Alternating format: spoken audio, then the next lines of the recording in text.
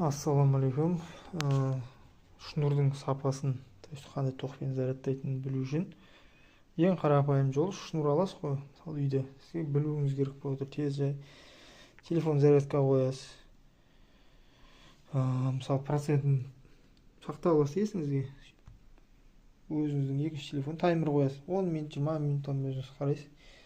Бір шнурды пайдаланасыз.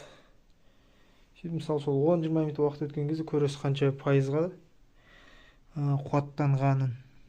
Мысалы 10%, 15% жуық шамамен 1 минутта қанша пайызға зарядталғанын есептейсіз.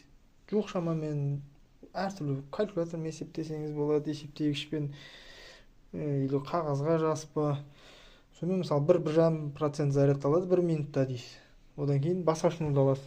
Мысалы менің немде мына шнур алып қоясыз. Ол тура сол әдіспен есептейсіз. 10 минут, 15-20 минут негізі домалақсам болған дұрыс. 10 или 20 или жарты сағат или 1 сағат деген сияқты. Тағы бөлесіз, сонымен білесіз. Математика ғой, қарапайым физика, математика, сонымен қанша пайыз зарядталатын. Міне мынау зарядтағыш, не дейді бұны? Кабельді.